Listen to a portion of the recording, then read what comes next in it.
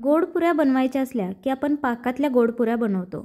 मग थोड्या वेळाने पाकात पुरी घातल्यानंतर ती पुरी मऊ पडते. मग अशा वेळेला अजिबात पाकात ही पुरी न घालता गोड पुरी बनवायची आहे. अगदी 10 ते 15 दिवस सहज टिकते. तळल्यानंतर सुद्धा थोड्या वेळानंतर ती मऊ पडत नाही. अगदी जशीच्या तशी टम्म फुगलेली राहते.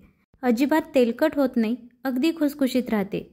बनवायला जास्त वेळसुद्धा लागणार नाही. चला तर मग रेसिपीला सुरुवात करूया. पण त्याआधी चॅनल सबस्क्राईब केलं नसेल तर पटकन करून घ्या.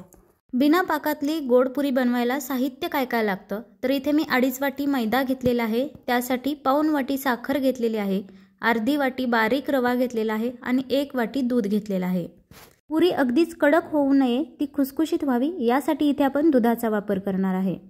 तर सगळ्यात पहिल्यांदा साखर बारीक करून घेऊया. त्यासाठी एका मिक्सरच्या भांड्यामध्ये इथे मी पाऊण वाटी साखर घेतलेली आहे. त्यामध्ये 2 इलायची ज्या आहेत त्या सोलून घालायच्या आहेत आणि याची बारीक अशी पावडर करून घ्यायची आहे. अशीच मोठी साखर दुधामध्ये विरघळून घेतली तरी सुद्धा चालेल, परंतु मिक्सरला बारीक करून घेतल्यामुळे लगेचच दुधामध्ये विरघळली जाते. त्यामुळे इथे मी मिक्सरला ही साखर बारीक करून घेतलेली आहे. त्यानंतर एक मोठा डिश घ्यायचा ज्यामध्ये ही बारीक केलेली साखर काढायची आणि त्यामध्ये 1 वाटी दूध घालायचं आहे. दूध थोडंसं कोमट करून घ्यायचं. त्यामुळे पुरी अजिबात तेलकट होत नाही आणि बराच वेळ टम्म फुगलेली तशीच राहते. साखर व्यवस्थित दुधामध्ये मिक्स करून घ्यायची आहे. साखर पूर्णपणे दुधामध्ये विरघळली पाहिजे. या पद्धतीने बनवलेल्या पुऱ्या अजिबात तेलकट होत नाहीत किंवा तळल्यानंतर त्या मऊ सुद्धा पडत नाहीत. साखर दुधामध्ये व्यवस्थित मिक्स झालेली आहे. आता हे बाजूला ठेवूया. कणिक मळण्यासाठी इथे मी मोठी परातच घेतलेली आहे. त्यामध्ये हे 2.5 वाटी जो मैदा घेतलेला आहे तो घ्यायचा. त्यानंतर यामध्ये अर्धी वाटी बारीक रवा घालायचा. जर जाड रवा असेल तर तो एकदा मिक्सरला फिरवून घेतला तरी सुद्धा चालेल. पदार्थ गोड बनवणार असेल तरी सुद्धा चिमूटभर मीठ घालायला अजिबात विसरायचं नाही. रवा पिठामध्ये व्यवस्थित मिक्स करून घेऊया. त्यानंतर यामध्ये कडकडीत असं तेलाचं मोहन घालायचं आहे. तेलाचं मोहन सुद्धा अजिबात जास्त घालायचं नाही. फक्त 2 चमचे इथे मी तेल वापरलेलं आहे. अगदी कडकडीत हे गरम करून घेतलेलं आहे. पहिल्यांदा चमच्यानेच थोडंसं मिक्स करून घेऊया. त्यानंतर तेल थोडंसं थंड झालं की हातानेच तेल पिठाला व्यवस्थित चोळून घ्यायचं आहे. ही स्टेप खूप महत्त्वाची आहे की तेल पिठाला व्यवस्थित चोळून घ्यायचं आहे. अगदी 1.5 ते 2 मिनटं हे असंच पीठ चोळून घ्यायचं, म्हणजे अगदी सगळ्या बाजूनी व्यवस्थित तेल लागलं जातं. इथे आपण तेलाचं मोहन जास्त वापरलेलं नाही. त्यामुळे या पुऱ्या अजिबात तेलकट होणार नाहीत. अगदी खुसखुशीत होतील. पिठाला तेल छान चोळून झालं की त्यानंतर साखर घातलेलं जे दूध होतं ते यामध्ये घालायचं आहे. एकदाच सगळं दूध घालायचं नाही. थोडं थोडं दूध घालून याची घट्टसर अशी कणिक मळून घ्यायची आहे. कणिक खूप घट्ट मळून घ्यायची आहे. त्यामुळे पुऱ्या चांगल्या कडक खुसखुशीत राहतात. तळल्यानंतर थंड झाल्यानंतर सुद्धा अजिबात त्या मऊ पडत नाहीत. तर थोडं थोडं दूध घालून इथे मी घट्टसर कणिक मळून घेतलेली आहे. यामध्येच आपण साखर घातली त्यामुळे ही कणिक थोडीशी सैल वाटत असेल तरीसुद्धा यामध्ये जो रवा आहे तो पूर्णपणे दूध शोषून घेतो आणि अगदी घट्टसर अशी याची कणिक तयार होते. आता हाताला खूपच चिटकत असेल तरीसुद्धा 2 मिनटं तशीच कणिक ठेवून द्यायची आणि पुन्हा एकदा मळून घ्यायची.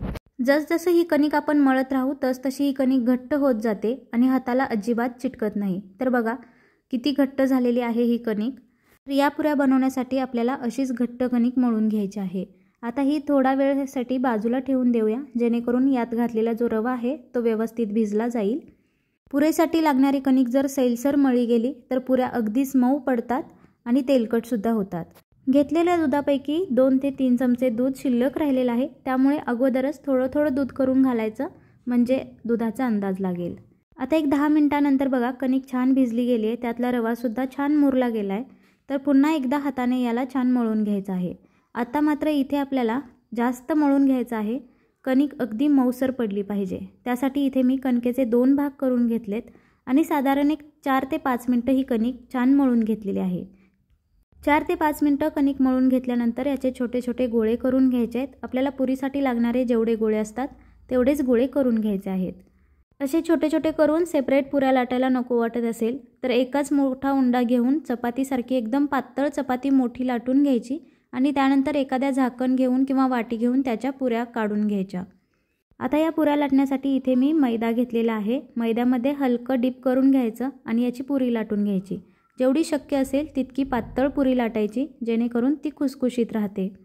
कणिक कितीही घट्ट असली तरी कडा जास्त चिरल्या जात नाहीत, कारण त्याला आपण 5-7 मिनिटं चांगली मळून घेतलेली आहे. कणिक जितकी चांगली मळली जाईल पुऱ्या तितक्याच चांगल्या खुसखुशीत होतील। तर एकदम पातळ अशी याची पुरी लाटून झालेली आहे। जेवढी शक्य असेल तितकी पातळ लाटून घ्यायची। मैदा आहे त्यामुळे थोडासा आकसला जातो आणि पुन्हा पुरी थोडी छोटी होते। तर बघा साधारण या आकाराची मी पुरी लाटून घेतलेली आहे। एकदम पातळ अशी ही पुरी लाटलेली आहे। दुसऱ्या प्लेटवरती ही पुरी काढून घेऊया आणि अशाच पद्धतीने बाकीच्या पुऱ्यासुद्धा लाटून घेऊया। या पुऱ्या करत असताना नेहमीप्रमाणे जाड पुरी करायची नाही, एकदम पातळ पुरी करायची। जाड पुरी असेल तर ती पुरी एकदम मऊ पडते किंवा मग तेलकटसुद्धा होते। या पुऱ्या अशाच खुसखुशीत राहाव्यात यासाठीच एकदम पातळ या पुऱ्या लाटून घ्यायच्या। अशा पद्धतीने लाटलेल्या पुऱ्या अगदी टम्म फुगतात आणि बराच काळ तशाच राहतात। गोड पुऱ्या करायचं म्हटलं की आपण पाकातल्या पुऱ्या करतो, त्यासुद्धा खायला खूप छान लागतात।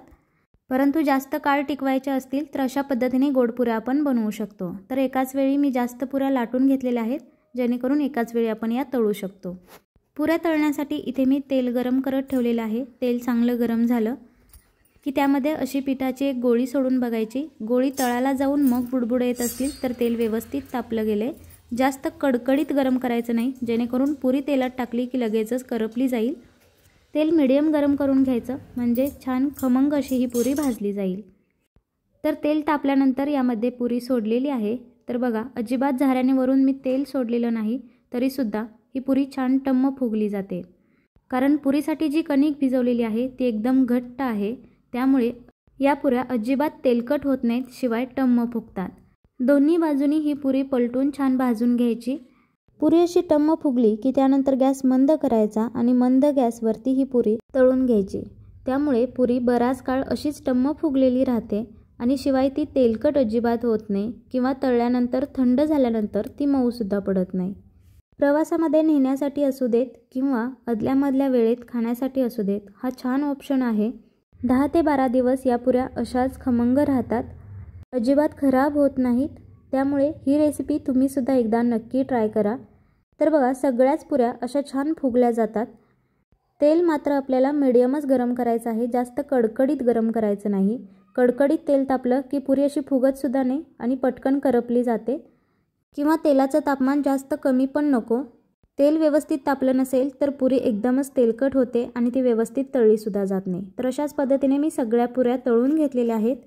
अशा पद्धतीने बनवलेल्या पुऱ्या अजिबात तेलकट होत नाहीत आणि बराच काळ अशाच टम्म फुगलेल्या राहतात।